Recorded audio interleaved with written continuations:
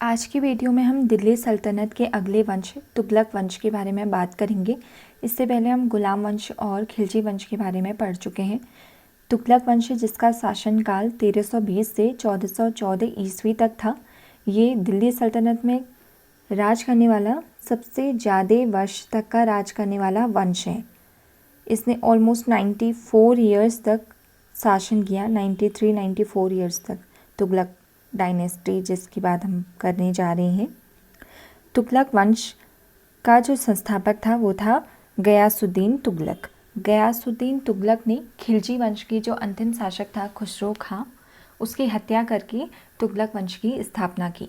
खिलजी वंश का जो अंतिम शासक था इसमें बहुत विवाद है। कुछ का मानना है कि मोहम्मद मुबारक खिलजी जो था वो अंतिम शासक था, जबकि कुछों का मानना है खुसरो खां था। खुसरो खां मुबारक खिलजी का वजीर था जिसने उसकी हत्या कर ली थी। ठीक है, तो खुसरो खां की हत्या करके गयासुद्दीन तुगलक ने तुगलक वंश की स्थापना की। यानी तुगलक वंश का संस्थापक कौन हो गया? गयासुद्दीन तुगलक। गयासुद्दीन तुगलक के बाद आता है मोहम्मद बिन तुगलक, जो इम्पोर्टेंट है। मोहम्मद बिन तुगलक ये इसका बेटा था, मोहम्मद बिन तुगलक। उसके बाद आता है फ़िरोज़ तुगलक, जो मोहम्मद बिन तुगलक का चचेरा भाई था। और उसके बाद अंतिम शासक आता है नसीरुद्दीन मोहम्मद तुगलक। तुगलक वंश का अंतिम शासक नसीरुद्दीन मोहम्मद तुगलक था। तो ये 4 मेन शासक हैं। फ़िरोज़ तुगलक के बाद 2 और शासक आएंगे, वो उतने इम्पोर्टेंट नहीं हैं, कुछ दिनों तक ही उनका शासनकाल रहा था। इसलिए हम इस वीडियो में हम इन चारों के बारे में ही डिस्कशन करेंगे। तो ये इम्पॉर्टेंट है कि सबसे पहला शासक कौन था? गयासुद्दीन तुगलक, तुगलक वंश का संस्थापक। इसने अपने आप को गाजी की उपाधि दी, या हम कहें इसका जो नाम था दूसरा वो था गाजी मलिक। गाजी का अर्थ होता है काफिरों का वध करने वाला। काफिरों का वध करने वाला। काफिर कौन होते हैं? काफिर वो होते हैं जो इस्लाम को ना माने। यानी जो गयासुद्दीन तुगलक था ये बहुत कट्टर इस्लामी था, मुस्लिम था। ठीक है, तो अब हम देखते हैं 1320 ईस्वी में खुसरो खां को हरा के दिल्ली की गद्दी में बैठा था गयासुद्दीन तुगलक। अलाउद्दीन के समय में ली गई, अलाउद्दीन ने क्या किया था, वो अपने सल्तनत काल में अमीरों से बहुत सारी ज़मीनें ले ली थी। ठीक है, और उसकी बहुत सारी कठोर नीतियाँ थी। इन सब को गयासुद्दीन तुगलक ने परिवर्तित कर दिया और इस चीज़ को बोला रस्म-ए-मियान। उसने जो अमीरों से जो ली गई जो उसकी संपत्ति थी, जो भूमि थी, वो सब अमीरों में वापस से बांट ली थी। और जितनी भी अलाउद्दीन खिलजी ने जितनी भी कठोर नीति अपनाई थी उन सबको चेंज कर लिया था और इस चेंजमेंट का नाम रखा रस्म-ए-मियान। सिंचाई व्यवस्था की शुरुआत भी गयासुद्दीन तुगलक ने करी, यानी फाउंडर ऑफ इरिगेशन सिस्टम भी इसको कहा जाता है, फाउंडर ऑफ इरिगेशन सिस्टम। तो ये भी इम्पॉर्टेंट है। सिंचाई व्यवस्था की शुरुआत सबसे पहले किसने करी? तो तुगलक वंश के संस्थापक गयासुद्दीन तुगलक ने करी थी। गयासुद्दीन तुगलक ने एक नया शहर तुगलकाबाद बसाया और इसको अपनी राजधानी बना लिया था। ये भी इम्पॉर्टेंट है। ये जो पिक्चर आप देख रहे हैं ये तुगलकाबाद का एक दुर्ग है। दुर्ग हमने जैसे हड़प्पा सभ्यता में पढ़ा है, दुर्ग क्या होता है? दुर्ग वहाँ जो भी पहाड़ियों में ऊंचे स्थान में बना हुआ एक जगह हम कहें, या जिसमें लोग रहते थे उसको दुर्ग कहा, और जो चारों तरफ से दीवारों से घिरा होता था उसको दुर्ग कहते हैं। तो ये तुगलकाबाद का एक दुर्ग है। ठीक है, देख लेते हैं हम अगली स्लाइड में। ये है तुगलकाबाद का दुर्ग। ठीक है, दिल्ली में स्थित है। इसको छप्पन कोट के नाम से भी प्रसिद्ध है, छप्पन कोट भी इसको कहा जाता है। गयासुद्दीन तुगलक के सल्तनत काल में निजामुद्दीन औलिया एक सूफी संत थे। निजामुद्दीन औलिया की अगर हम बात करें तो हमने जैसे पढ़ा है, अमीर खुसरो के बारे में पढ़ा है। अमीर खुसरो जो गुलाम वंश में भी थे, वहाँ उनके संत थे, सूफी गायक कहें, संगीतकार थे, कवि थे। और उसके बाद ये खिलजी डायनेस्टी में भी हमने देखा, अभी ये तुगलक डायनेस्टी में भी थे। तो जो अमीर खुसरो थे वो निजामुद्दीन औलिया के शिष्य थे। ठीक है, तो निजामुद्दीन औलिया एक सूफी संत थे, पर गयासुद्दीन तुगलक और निजामुद्दीन औलिया के बीच में कुछ अच्छे रिश्ते नहीं थे। अब उस अच्छे रिश्ते ना होने के दो मुख्य कारण हैं। पहला तो ये है कि जो गयासुद्दीन तुगलक था उसको उतना कुछ संगीत से उसकी रुचि नहीं थी, वो इतना लगाव नहीं था उसको गायक से या गायन से। और निजामुद्दीन औलिया तो सूफी संत थे। पहली तो ये हो गई उनके बीच में खटास का पहला कारण। दूसरा कारण ये था कि जो निजामुद्दीन औलिया थे इनको खुसरो खां ने 5 लाख टंके भेंट किए थे। जब खुसरो खां अपना राज्यारोहण हो रहा था उस समय उनका, तो निजामुद्दीन औलिया को उन्होंने 5 लाख टंके भेंट किए। टंके यानी उस समय की करेंसी। ठीक है, तो उतने भेंट किए और उसमें निजामुद्दीन औलिया ने क्या किया, उनको गरीबों में दान कर दिया। जितने भी टंके उन्होंने दिए थे खुसरो खां ने। खुसरो खां कौन था? खिलजी वंश का अंतिम शासक। ठीक है, जिसको हरा के गयासुद्दीन तुगलक ने तुगलक वंश की स्थापना करी। तो निजामुद्दीन औलिया ने वो सारे टंके जो थे वो गरीबों में बांट दिए। अब जब खुसरो खां को हरा के गयासुद्दीन तुगलक गद्दी में बैठा तो उसने औलिया से बोला, निजामुद्दीन औलिया से बोला कि जो तुमने बांटे थे वो जो टंके थे वो उन सबको तुम वापस लाओ, वो मुझे वापस चाहिए। पर निजामुद्दीन औलिया ने ये सब करने से मना कर दिया।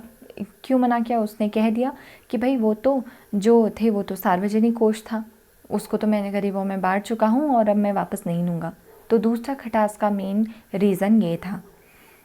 तो इस तरीके से इन दोनों में कुछ अच्छे संबंध नहीं थे। अब हम देखते हैं फिर आखिर हुआ क्या। एक बार बंगाल में आक्रमण के लिए गयासुद्दीन तुगलक को बंगाल जाना पड़ा। जब ये बंगाल गया और वहाँ से युद्ध करके ये जीत गया था, ठीक है, सफल आक्रमण इसने करा और उसको वहाँ पता चलता है गयासुद्दीन तुगलक को कि जो इसका पुत्र है, इसका पुत्र यानी मोहम्मद बिन तुगलक यानी जूना खां, उसके बचपन का नाम था जूना खां। किसके बचपन का नाम था जूना खां? मोहम्मद बिन तुगलक के। मोहम्मद बिन तुगलक कौन था? वो था गयासुद्दीन तुगलक का बेटा। तो जब गयासुद्दीन तुगलक बंगाल में था तो उसको संदेश मिलता है कि जो औलिया है, निजामुद्दीन औलिया है, वो तुम्हारे बेटे को अपने वश में कर रहा है। एक तरीके से जो जूना खां है वो उसी की बातों को मान रहा है। तो जब उसको ये बात पता चलती है तो वो उस निजामुद्दीन औलिया के लिए एक संदेश भेजता है और कहता है कि मेरे दिल्ली में वापस आने तक तू दिल्ली से हट जा, दिल्ली छोड़ दे। ठीक है, उससे पहले ही तू दिल्ली को छोड़ दे। अब इसके पलटवार में निजामुद्दीन औलिया संदेश भेजता है कि हुनूज दिल्ली दूरस्त। इसके प्रत्युत्तर में निजामुद्दीन औलिया ने जवाब दिया कि हनूज दिल्ली दूरस्त। इसका मतलब था दिल्ली अभी दूर है। ठीक है, तो ये गयासुद्दीन तुगलक को ये पैगाम भेजता है, ये संदेश भेजता है और होता भी ऐसा ही है। उसके लिए गयासुद्दीन तुगलक के लिए दिल्ली दूर ही हो जाती है। कैसे? जब वो बंगाल को जीत के, बंगाल में सफ़र आक्रमण करके दिल्ली वापस आ रहा होता है तो जूना खां जो था, जूना खां यानी मोहम्मद बिन तुगलक, उसका बेटा गयासुद्दीन तुगलक का बेटा, ये कहता है कि पिताजी आते समय आप मेरे द्वारा बनाए गए लकड़ी के महल में ठहर के आना, वहाँ विश्राम करके आना। ठीक है, तो अब जब ये आता है तो जूना खां द्वारा बनाए गए लकड़ी के घर में ये ठहरता है और जूना खां अपनी षड्यंत्र में सफल हो जाता है और वो अपने ही पिता की हत्या करवा देता है उस लकड़ी के महल को गिरवा कर, और उस मलबे में दबकर गयासुद्दीन तुगलक की मृत्यु हो जाती है 1325 में। तो 1320 से 1325 तक का इसका शासनकाल रहा। जूना खां द्वारा इसकी हत्या कर ली गई, यानी मोहम्मद बिन तुगलक। तो उसके बाद गद्दी में बैठता है मोहम्मद बिन तुगलक। मोहम्मद बिन तुगलक बहुत ही मेन शासक तुगलक वंश का, बहुत बुद्धिमान, और इसको पागल और सनकी भी कहा जाता है। ठीक है, पिपासु भी इसको कहा जाता है। तो देखते हैं कि ये सब आखिर इसको क्यों कहा जाता है, ऐसा क्या इसने ऐसे क्या काम करे जो इसको पागल या सनकी कहा। और सबसे बुद्धिमान शासक यही था, तुगलक वंश का सबसे बुद्धिमान शासक मोहम्मद बिन तुगलक ही था। 1325 से 1351 तक का इसका शासनकाल है। अभी हमने देखा था गयासुद्दीन तुगलक ने तुगलकाबाद शहर बसाया था, जिसको उसने अपनी राजधानी बनाया था। मोहम्मद बिन तुगलक एक काम करता है, वो करता क्या है, वो अपनी जो राजधानी है उसको स्थानांतरित कर देता है देवगिरी में। देवगिरी आंध्र प्रदेश, अब अगर हम बात करें तो आंध्र प्रदेश में पड़ेगा, दक्षिण में। दिल्ली से 1500 किलोमीटर की दूरी पर स्थित देवगिरी में ये अपनी राजधानी बना लेता है और उसका नाम रखता है दौलताबाद। इम्पोर्टेंट है दौलताबाद। अब ऐसा ये क्यों करता है, ये चाहता था कि इसका जो साम्राज्य का जो विस्तार है वो दक्षिण में भी हो। दक्षिण में उस समय उतनी पकड़ जो थी वो उतनी मजबूत थी नहीं। तो अब जब ये दौलताबाद में अपनी राजधानी बनाता है तो क्या करता है, दिल्ली में जो भी इसकी जो प्रजा थी वो कहता है कि सब के सब दौलताबाद चलेंगे, हम वहीं रहेंगे, वहीं अपना शहर बसाएंगे, ऐसी बात होती है। तो अब गर्मियों का दिन था, अब सारे लोग जा रहे हैं वहाँ से, जो जाना चाहते थे, अधिकतर सभी हम कहें तो गए। अब उसमें से क्या हुआ, कुछ की गंभीर हालत हो गई, उनकी रास्ते में ही डेथ हो गई, मृत्यु हो गई। और कुछ जो नहीं चल पा रहे थे, कहा जाता है कि एक गुलेल के आकार की एक यंत्र हुआ करता था, जिसमें पत्थर मारा जाता था, बाहर फेंका जाता था। 1 किलोमीटर की इसकी मारक क्षमता होती थी। तो कुछ जो बूढ़े लोग थे, जो इन्होंने कहा कि भाई हम तो नहीं चल पाएंगे, हमें तो फलाना बीमारी है। तो मोहम्मद बिन तुगलक ने क्या किया, उन्होंने कहा कि भाई तुम्हें इसमें बैठाया जाएगा और यहाँ से तुमको आगे भेज दिया जाएगा, जिंदा रहे तो काफिले में तुम आगे बढ़ जाना। ठीक है, तो ऐसा हुआ। अब देखो ये सब इसके पागल यानी सनक ही कहेंगे हम, ऐसे करके कितने लोग उसमें मारे गए, बहुत सारे लोगों ऐसे ही जान चली गई। यानी अगर हम बात करें तो लगभग 50% ही जो प्रजा थी वो दौलताबाद तक पहुंच पाई। अब दौलताबाद में पहुंच गए हैं दक्षिण में, वहाँ और अनेक राजा थे, उनका प्रचलन, उनका ज़्यादा दबदबा रहा। तो वहाँ इसके कुछ एक तरीके से पूछ नहीं हुई वहाँ। तो उसने कहा इससे तो भाई अच्छा था कि हम दिल्ली ही अच्छे थे, तो चलो अब दिल्ली वापस चलो। इसीलिए इसको पागल और सनकी कहा गया है। ठीक है, क्योंकि ये अपनी राजधानी बदलता रहता था। ठीक है, तो इसने फिर दौलताबाद से दिल्ली पहुंचा दिया लोगों को। 50% तो वैसे ही मर गए थे, 50% ही पहुंचे थे, आधे आधे वापस जाते जाते कहा जाता है कि 25% ही अपनी जनता के साथ ये दिल्ली में वापस पहुंचा था। तो ये कुछ कहानी है, ऐसा हुआ था उस समय पे। अब हम देख लेते हैं इसके द्वारा मेन क्या क्या काम किए गए। अब क्योंकि ये बुद्धिमान शासक भी था तो कुछ अच्छे अच्छे काम भी इसके द्वारा करे गए। जैसे कृषि के विकास के लिए दीवाने कोही नामक कृषि विभाग की इसने स्थापना करवाई।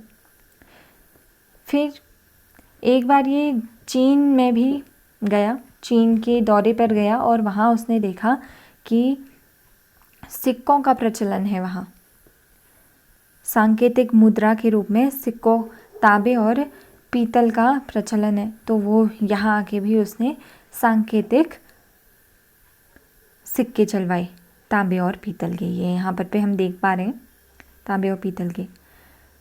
कुमाऊं की पहाड़ियों पर कराचीन अभियान भी इसने शुरू करा और जिसमें उसकी पराजय हुई।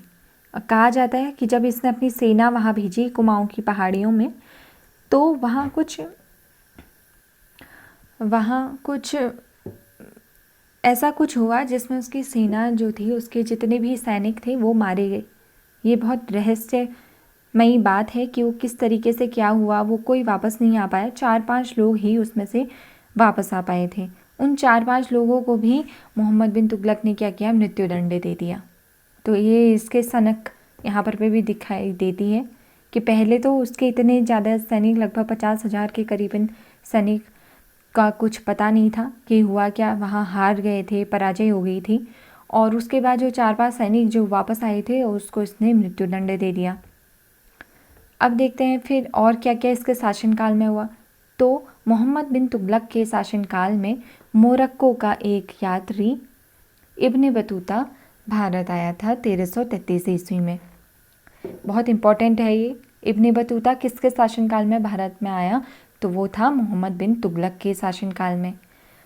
और इब्न बतूता द्वारा रिहला नामक पुस्तक लिखी गई, जिसमें इसने मोहम्मद बिन तुगलक के बारे में बहुत कुछ लिखा है, बहुत कुछ अपनी अभिव्यक्ति उसमें लिखी है।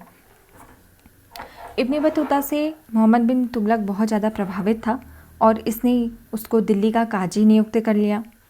1342 में इसने इब्न बतूता को चीन का राजदूत भी नियुक्त कर लिया था। मोहम्मद बिन तुगलक की अगर हम बात करें तो इसके द्वारा भी एक पुस्तक लिखी गई, एक किताब लिखी गई जिसका नाम है इंशाए महरू। इंशाए महरू नामक किताब मोहम्मद बिन तुगलक द्वारा लिखी गई और इसने जहाँपनाह नगर की स्थापना भी की है। 2 नगर की बात करें तो एक दौलताबाद, जिसको इसने देवगिरी जो था उसको दौलताबाद नाम रखा था, और दूसरा जहाँपनाह नगर की इसने स्थापना करी। मोहम्मद बिन तुगलक के शासनकाल में 2 भाई हरिहर और बुक्का ने विजयनगर साम्राज्य की भी स्थापना करी। इम्पोर्टेंट क्वेश्चन है, बहुत बार पूछा गया है। 1336 ईस्वी में, यानी जब इसको ऐसे समझिए, समझने वाली बात क्या है इसमें, मतलब याद आप ऐसे रख सकते हैं कि जब इब्न बतूता भारत आया था उसके 3 साल बाद हरिहर और बुक्का ने विजयनगर साम्राज्य की स्थापना करी। इब्न बतूता 1333 में आया और 1336 में विजयनगर साम्राज्य की स्थापना हुई दक्षिण भारत में। 1351 में मोहम्मद बिन तुगलक की मृत्यु हो जाती है और इसकी मृत्यु के बाद एक बंदयूनी नामक एक व्यक्ति थे जिनका कहना था कि सुल्तान को उसकी प्रजा से और प्रजा को अपने सुल्तान से मुक्ति मिल गई, क्योंकि एक तो ये पागल सन की इंसान था, कैसे कैसे इसने काम कराए। ठीक है, तो प्रजा को इससे सुल्तान से मुक्ति मिल गई और सुल्तान को भी प्रजा से मुक्ति मिल गई, ऐसा कहा। किसने कहा? बंदयूनी ने। 1391 में मोहम्मद बिन तुगलक की मृत्यु हो जाती है। मोहम्मद बिन तुगलक की मृत्यु के बाद होता क्या है कि अब गद्दी में कौन बैठे? मोहम्मद बिन तुगलक ने किसी को अपना उत्तराधिकारी घोषित नहीं किया था, तो उसकी मृत्यु के बाद फिरोज शाह तुगलक पर उसने इतना बताया था कि इसको प्रेफरेंस में रखा जाना चाहिए, फिरोज शाह तुगलक को। ठीक है, तो फिरोज शाह तुगलक जो मोहम्मद बिन तुगलक का चचेरा भाई था, वो गद्दी में बैठता है, चचेरा भाई था। इनकी जो माँ थी वो एक हिंदू थी। ठीक है, तो फिरोज शाह तुगलक का जो मोहम्मद बिन तुगलक है उसका जो निधन होता है वो होता है ठट्टा में। ठीक है, और जो फिरोज शाह तुगलक है इसका 2 बार राज्याभिषेक किया जाता है, एक तो ठट्टा में और दूसरा दिल्ली में। फिरोज शाह तुगलक के भी बहुत ज़्यादा इम्पोर्टेंट कुछ काम हैं जिनके बारे में आप पहले तो जजिया कर जो था, इसने ब्राह्मणों पर एक्स्ट्रा जजिया कर लगाया। जजिया कर हमने देखा था नॉन मुस्लिम यानी जो मुस्लिम नहीं हैं उन पे लगाया जाता था, यानी हिंदुओं पे लगाया जाता था, जिसकी शुरुआत किसने करी थी? मोहम्मद बिन कासिम ने करी थी। ठीक है, अरबों का सबसे पहला आक्रमण भारत में जब हुआ था तो किस मुस्लिम शासक ने किया था? वो किया था मोहम्मद बिन कासिम ने। इम्पॉर्टेंट है कि पहला मुस्लिम शासक कौन था जिसने भारत पर आक्रमण किया, सिंध पर आक्रमण? वो किया था मोहम्मद बिन कासिम ने, और जिसने जजिया कर की भी शुरुआत करी थी। तो फिरोज शाह तुगलक ने क्या किया? उसने जो जजिया कर था जो हिंदुओं पर लगाया जाता था, फिरोज शाह तुगलक ने ब्राह्मणों पर एक्स्ट्रा जजिया कर लगा दिया। ठीक है, एक्स्ट्रा जजिया कर लगा दिया। इसने सिंचाई कर हक ए शर्ब की भी शुरुआत करी और सरकारी सेवाओं को वंशानुगत कर लिया इसने। ठीक है, अब देखते हैं इसके शासनकाल में सबसे ज़्यादा दास होते थे। दासों की सबसे अधिक संख्या इसी के शासनकाल में थी, जिनके लिए इसने दीवानी बंदगान विभाग बनाया। ये भी इम्पोर्टेंट है। एक है हक ए शर्ब, क्या था? सिंचाई कर था। दीवानी बंदगान क्या था? दासों को की देखरेख के लिए बनाया गया विभाग था। इसने मुस्लिम महिलाओं, विधवाओं और अनाथों की देखभाल के लिए दीवानी खैरात की भी विभाग की भी स्थापना करी। ठीक है, ये सब इसके द्वारा जितनी भी स्थापना करी गई है विभाग की, इम्पोर्टेंट है, इसको याद कर लेना है। इसने निःशुल्क अस्पताल दारुल शफा की स्थापना करी। ठीक है, इन सब के नाम एक दो बार आप रिपीट करेंगे तो याद हो जाएंगे, वहाँ पर पे क्लिक हो जाता है माइंड में ऑप्शन देख के। अब कहा जाता है कि जो फिरोज शाह तुगलक था ये वैसे तो मुस्लिम था, पर ये हिंदुओं से उतना कुछ इसके शासनकाल में ऐसा नहीं हुआ था कि ये कुछ उनको हानि पहुंचाए। हाँ, कर इसने ज़रूर एक्स्ट्रा लिया था, पर ऐसा बहुतों का मानना है कि वो मंदिरों को ऐसे कोई क्षति नहीं पहुंचाता था। पर फिर भी ये पढ़ा जाता है कि उसके शासनकाल में ज्वालामुखी मंदिर जो नगरकोट में है, यानी हिमाचल प्रदेश में आता है, उसको ध्वस्त करा गया। पुरी में जगन्नाथ मंदिर को भी नष्ट करा गया इसके शासनकाल में। राजकीय खर्च पर हज यात्रियों के लिए हज यात्रा की इसने व्यवस्था करी। फिर हम देखते हैं तो ये भी इम्पोर्टेंट है, कुतुब मीनार की 5वीं मंजिल का निर्माण भी फिरोज शाह तुगलक द्वारा कराया गया। कुतुब मीनार की नींव किसने रखी थी? कुतुबुद्दीन ऐबक ने। उसके बाद इल्तुतमिश ने भी काम करवाया था उसमें, और सबसे पूरा जो काम करवाया वो था तुगलक वंश के राजा फिरोज शाह तुगलक द्वारा 5वीं मंजिल का निर्माण किया गया। इसको सल्तनत काल का अकबर कहा जाता है। क्यों कहा जाता है? इसने जो भी प्रशासन में, इसने अपनी प्रशासनिक सेवाओं में जो भी सुधार करी, उसके वजह से इसको अकबर कहा जाता है सल्तनत काल का। मेरठ और टोपरा से इसने अशोक के स्तंभ को दिल्ली में स्थापित कर लिया। ठीक है, अशोक के स्तंभ अभिलेख जो हम देखते हैं तो उसको इसने मेरठ और टोपरा से लाके दिल्ली में लगवा दिया था। फिर हम देखते हैं 1388 में इसकी मृत्यु हो जाती है। 1351 से 1388 तक इसका शासनकाल रहा। 1388 में इसकी मृत्यु हो जाती है, और मध्यकालीन भारत का पहला कल्याणकारी निरंकुश शासक भी था ये। कल्याणकारी बहुत सारी इसने, देखो कैसे कैसे, मतलब मुस्लिम महिलाओं के लिए, विधवाओं के लिए इसने वो करा, एक विभाग की रचना करी, और दूसरा निःशुल्क इसने सेवा दी, अस्पताल खुलवाए, है ना। तो बहुत सारी इसने कल्याणकारी योजनाएं थी इसकी। निरंकुश था ये। फिरोज शाह तुगलक के बाद अगर हम बात करें तो इसके जो पुत्र थे वो इतने कुछ लायक नहीं थे कि उनको राजा बनाया जाए। राजा नहीं थे ये। ठीक है, हम राजवंश नहीं बोलते हैं, हम शासक बोलते हैं, और केवल वंश बोलते हैं। मैंने पहले की वीडियो में भी ये बात बताई है कि ये कोई राजवंश नहीं है। दिल्ली सल्तनत में कोई भी राजा नहीं था, कोई भी राजवंश नहीं था। शासक थे, शासन हुआ करता था उनका। तो फिरोज शाह तुगलक के बाद आखिर कौन गद्दी में बैठा? तो उसका पोता जो था तुगलक शाह, ये गद्दी में बैठा, और ये गद्दी में बैठा गयासुद्दीन मोहम्मद शाह द्वितीय के नाम से। कुछ ही दिन तक ये बैठ पाया। उसके बाद नासिरुद्दीन मोहम्मद शाह, फिरोज शाह तुगलक का बेटा, इसने उसकी हत्या कर ली और गद्दी में बैठ गया।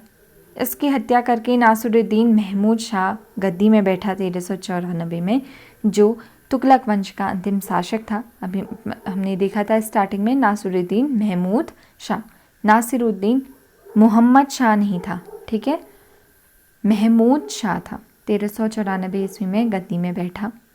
ये तुगलक वंश का अंतिम शासक था। और इम्पोर्टेंट है कि तैमूर लंग का दिल्ली में आक्रमण किसके शासनकाल में हुआ? तो वो हुआ था नासिरुद्दीन महमूद शाह के सल्तनत में। उसके सल्तनत काल में तैमूर लंग का दिल्ली में आक्रमण हुआ। तो यहाँ पर पे ख़त्म हो जाता है तुगलक वंश। इसके बाद आता है सैयद वंश, जो उतना इम्पोर्टेंट नहीं है। ऐसा कुछ क्यों इम्पोर्टेंट नहीं है? क्योंकि उसके जो राजा थे वो कुछ इतने कुशल नहीं थे, इतने योग्य नहीं थे, इसलिए उसको हरा करके फिर आता है लोधी वंश। तो अगली वीडियो में हम सैयद वंश और लोधी वंश को एक साथ देखेंगे, उनके बारे में डिस्कस करेंगे। और यहाँ पर पे फिर दिल्ली सल्तनत के वंश यहाँ पर पे ख़त्म हो जाएगा। उसके बाद हम देखेंगे उनकी कैसी क्या व्यवस्थाएं थी, शासन व्यवस्था कैसी थी, तो वो हम डिस्कस करेंगे। तो तुगलक वंश का इससे जो मेन क्वेश्चन है वो भी हम यहाँ पर एक बार क्विक रिवीजन कर लेते हैं। तुगलक वंश का जो संस्थापक था वो था गयासुद्दीन तुगलक। गयासुद्दीन तुगलक ने जो राजधानी बनाई थी उसका नाम क्या था, वो था तुगलकाबाद। सिंचाई व्यवस्था की शुरुआत किसने करी, तो वो गयासुद्दीन तुगलक ने करी, founder of irrigation system. Nizamuddin Auliya किसके सल्तनत काल में थे, तो वो भी थे गयासुद्दीन मोहम्मद तुगलक के काल में।